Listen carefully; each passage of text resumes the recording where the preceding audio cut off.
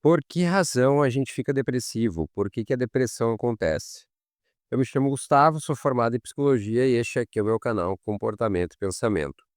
Bom, pessoal, antes de mais nada, é importante lembrar que a depressão, ela não é uma brincadeira, ela não é uma coisa, enfim, é uma coisa séria, é uma coisa que precisa ser levada a sério e tratada com o devido cuidado. O tratamento mais adequado para ela, dependendo dos casos, é psicoterapia. Aliás, psicoterapia primariamente e depois, caso só a psicoterapia não resolva, também a introdução da medicação. Bom, dito isso, inclusive, caso alguém tenha necessidade, eu também faço atendimentos clínicos e tu pode conseguir o meu contato, a partir aqui do canal. Tu vai encontrar o contato pro meu Instagram e a partir de lá tu consegue já entrar em contato diretamente comigo. Dito isso, a depressão, ela existem algumas hipóteses do porquê que ela acontece, desde a neurociência até a psicologia, outras vertentes da psicologia. Eu vou me atentar um pouco mais aqui às vertentes científicas, as vertentes que são mais bem aceitas pela comunidade científica e aquelas que têm mais evidência empírica de funcionamento. Então, mais evidência empírica de compreensão sobre a depressão. Bom, a gente pode falar aqui de 2 hipóteses da neurociência, tem mais do que 2, mas as 2 mais razoáveis são o da atrofia neuronal e a da desregulação de neurotransmissores. A da atrofia neuronal, ela é basicamente, a gente tem alguns fatores que produzem monoaminas. O que que são monoaminas? São noradrenalina, dopamina e serotonina. Essas monoaminas, elas são produzidas por alguns fatores que são inibidos por um excesso de estresse. Aliás, o estresse em excesso, o cortisol alto, é um dos principais fatores desencadeadores de episódios agudos de transtornos mentais, ou mesmo de abrir quadro de transtornos mentais, né? Por exemplo, gerar uma depressão na pessoa. E não só da depressão, mas de transtornos mentais no geral. Então é importante isso ficar pontuado. Não quer dizer que todo o estresse seja ruim, mas sim um estresse prolongado e excessivo. Bom, essa hipótese então, ela nos traz que esse estresse prolongado e excessivo, ele acaba inibindo a produção de dopamina, inibindo a produção de noradrenalina e serotonina. E a dopamina é um neurotransmissor que nos motiva, é um neurotransmissor da motivação. A serotonina é um neurotransmissor de uma recompensa, daquele sentimento de bem-estar por ter concluído uma ação. E a noradrenalina é um neurotransmissor envolvido com o foco. Então, quando a gente perde eles, a gente fica nesse estado mais depressivo. Então, e o estresse prolongado aumenta a probabilidade da gente não ter condições neurobiológicas de ter a produção deles no cérebro. Uma outra hipótese é o da desregulação de neurotransmissores. Então, o que acontece nessa segunda hipótese que eu estou trazendo aqui é que a gente tem também esses neurotransmissores, a dopamina, a serotonina, a noradrenalina, etcétera. E o que vai acontecendo é que, para simplificar aqui pra gente, é quase como se fosse um estoque limitado que a gente tem deles. E quando a gente usa eles de uma maneira muito inadequada, de uma maneira muito excessiva para algumas coisas, acaba que é como se não sobrasse para outras coisas.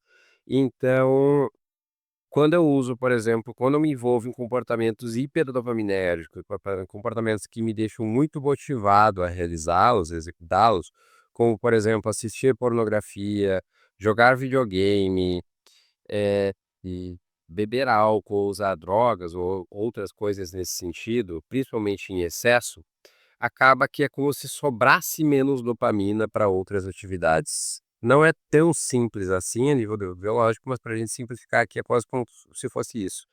Imagina a dopamina como se fosse um estoque. E quando a gente usa esse estoque de uma forma, esse estoque limitado de uma forma indevida, principalmente em comportamentos que são muito dopaminérgicos, que nos motivam muito a fazer eles, sobra menos para outros comportamentos. Então, é uma das hipóteses também da depressão. Então, às vezes, a gente ou vocês percebem que é um certo balanço de que parece que ou, a gente acaba ficando depressivo por se estressar demais, trabalhar demais, ter muito estresse e ter muito pouco tempo para lazer, ter muito pouco tempo para passar um tempo ali sem fazer nada, passar um tempo tranquilo. Ou a gente pode ficar depressivo também por excesso de prazer, por ter um comportamento muito hedônico, por ter um comportamento muito voltado simplesmente a realizações e satisfações mais imediatas. Então, a depressão, ela no geral, pode ser, e claro, existem outras hipóteses também além dessas, mas como eu disse, eu vou me focar um pouquinho mais nessas. Ela pode ser originada tanto por eu me engajar em comportamentos que são excessivamente prazerosos, não dá muito espaço para comportamentos que exijam um pouco mais de esforço, quanto para só me engajar em comportamentos que exijam muito esforço, e não me engajar muito em comportamentos mais prazerosos, mais de lazer. E também, isso tudo vai me ajudando a formar o que a gente chama, na psicologia cognitiva, de tríade negativa. Muitas vezes eu estar num contexto como esse me faz ter ou às vezes não exatamente num contexto como esse, mas de qualquer forma em algum contexto que me faça ter uma visão negativa sobre eu mesmo, sobre o mundo e sobre o futuro. Então, dependendo do contexto em que eu estou, eu começo a ver a mim mesmo como alguém incapaz, como alguém insuficiente, como alguém isso pode acontecer também, por exemplo, por estar num contexto muito hedônico, porque eu busco muito prazer, eu começo daí a tentar fazer atividades um pouco mais difíceis e não consigo. E aí eu posso também, com base nisso, ir sempre ficando mais depressivo, ficando mais triste quando eu não consigo, e adquirindo a crença de que eu sou incapaz. Ou também eu posso, por exemplo, adquirir uma crença de que eu sou insuficiente por conta de me envolver em trabalhos demais e começar a não dar conta e começar a fazer pela metade, começar a não conseguir concluir tudo, e aí adquirir também uma crença como essa. Ou mesmo eu posso adquirir uma crença como essa ainda em outros contextos, entende? Que é um pouquinho complexo, mas eu posso ficar depressivo por excesso de trabalho, por falta de trabalho, ou ainda porque, por alguma razão ou outra, eu fui adquirindo uma crença de que eu sou incapaz, eu sou insuficiente, ou ainda de que o mundo é um lugar ruim, de que o mundo é um lugar excessivamente mau, e de que o futuro não me reserva muita coisa, de que o futuro ele é um futuro sombrio, um futuro que não vai me trazer muita, eh, muita coisa boa.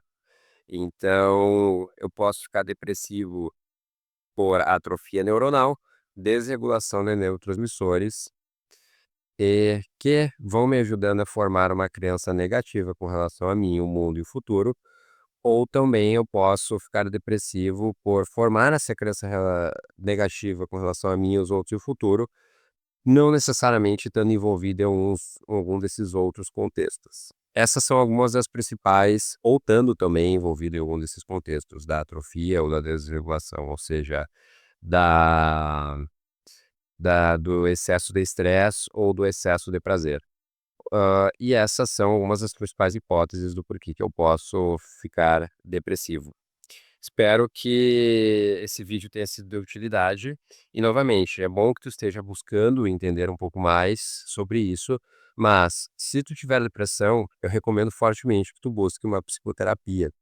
E, novamente, tu pode entrar em contato comigo, através de entrar em contato buscar ali na descrição o meu Instagram, ou tu pode também entrar em contato com um colega, caso tu não tenha se identificado comigo, não tenha ido muito com a minha cara, não tenha enfim, essas coisas acontecem.